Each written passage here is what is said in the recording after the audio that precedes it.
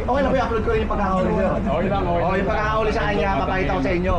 Yun yung kumakanta ako ng Pukini na Yuni ay, tapos ayaw niya kasi. Yes, mga katotot. Yes, mga katotot.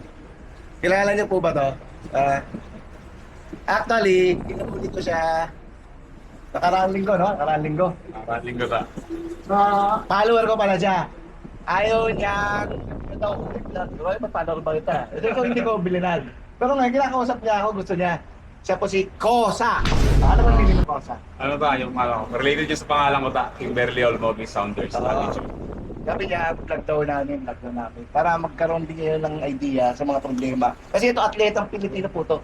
Basketball player po to. Dapat madadrop na to sa PBA. Basketball to, kung sino nakakilala, comment nyo. Si Kosa, ha? Pag sabi ko sa niya, paglaya niya, tapos meron kami tournament, kukunin ko siya, import namin siya. Pero wala siyang gagawin, manonood lang siya. Kasi sabi ko sa kanya, umiscore lang siya ng 2 points, ako lang bahala sa rest. Ayun, tama. Mas maganda, kasi walang kakwenta-kwenta pag ang galabang ko, walang import. So kukunin ko siyang import, babayaran ko yung araw niya pag nalaro, sa kalaban siya maglalaro. Kasi ako, pag may matches pa lang ako, 4 na bantay ko.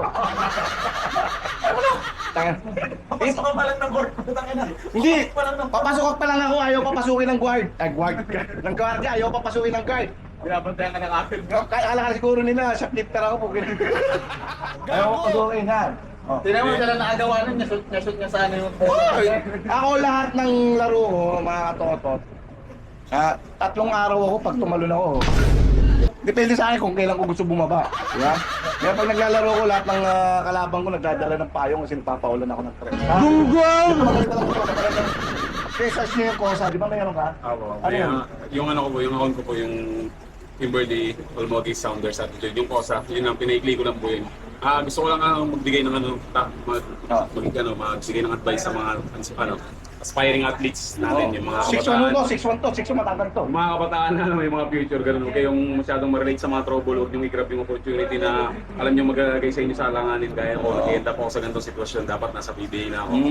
Kaya deserve ko talaga to, pero yun nga lang, may mga kaso na hindi talaga ako yung gumawa, pero nare-relate ako kasi nga, paulit-ulit kong ginagawa. Yung kakulitan, no? Yung kakulitan, oo, yun. Kaya yun, nare-relate ako sa ganito. So, yun lang po, yun lang yung advices ko sa mga katulad kong kabataan na may mga opportunity, i-hold nyo siya, i-grab nyo. Kasi once in a lifetime opportunity lang talaga sa buhay. Bata pa po yan si Kosa, bata pa yan. Bata pa lang, 28. Hindi, bata pa lang. 28 lang ako. 28 pa lang siya. Yan. Sa sobrang galing niya mag-basketball, ang kaso niya po, stealing. Stealing. Yung galing niya sa pagbabasketball, ginawa niya sa ano.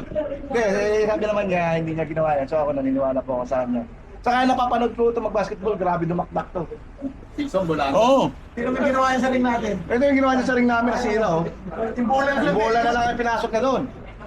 Pero wala siya, ito kahit magaling dumakdak to, maniwala kayo sa akin. Ako, kaya tumigil lang po ako sa pagbabasketball, sa totoo lang, nabalian po ako ng ribs. 2 ribs na nabali sa akin. Pero kung ba? Kasi nung pag-layup ko, tumama ako to sa ribs to. Sa ring, tumama sa ribs. Tabali, 2 ribs. Pero kung nagkakape siya?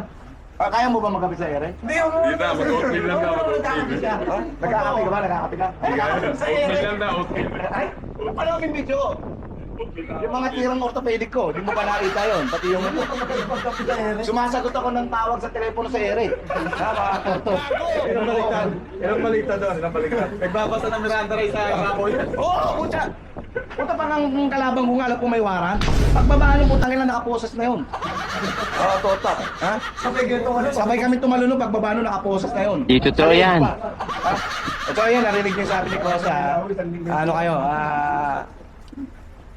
Pakabait kayo ha? I-share, okay lang ba i-upload ko rin yung pagkakahuli sir? Okay lang, okay. Oo, yung pagkakahuli sa kanya, papakita ko sa inyo.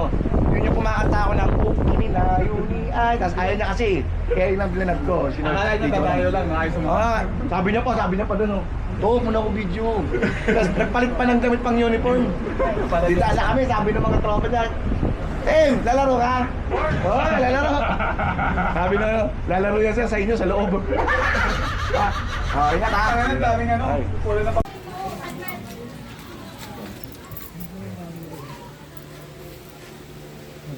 Are you a foreigner or a foreigner? You didn't listen to what I have told. I told you. Galing mag-basketball to eh. Sa tropa eh. To what I've told. O, basahan mo na. Ha? Yung pila. Ito na sir. Hindi sa Okay, ikaw na. Ba't yan eh? Ang bari, palawang ba lang? hindi yung Tagalog. Weh. Can you speak English Amen. or Tagalog? Where your daddy road? Ha? Hindi, sa court yan. Can you speak Tagalog English? Alam mo yan, papaliwanag pa namin. Where your Alam mo daddy to? road? O ikaw si ano, di ba? Kim Sanders Olomogis. Tama? Hindi ba road man yan? O binabaan ka ng warrant of arrest ng MTC Branch 28 ng Maynila. Nilagdaan ni Bernadette A. Eugenio Tumakber sa kasong TEP. Tama? O, basahan na nga namin ng karapatan ha. Ikaw ay may karapatan manahimik o magpasawal ng ibo. Ano man ang iyong sabihin ay maaaring gamitin laban o pabor sa iyo. Ikaw ay may karapatan kumuha ng sariling abogado na magtatanggol sa iyo. Kung wala kang kayan, ito ay pagkakalob sa iyo ng gobyerno. Naintindihan mo? O, ikaw din ay may karapatan kumuha ng sariling doktor o manggagamot na magsusuri sa iyo. Kung wala kang kayan, ito ay pagkakalob sa iyo ng gobyerno. Naintindihan mo? Kim? Ngayon, sasama ka sa amin ha? Yan, mag-chat. Bibigyan kita ng time. Dali mo. Sige, sa'yo na yan. Hawak mo.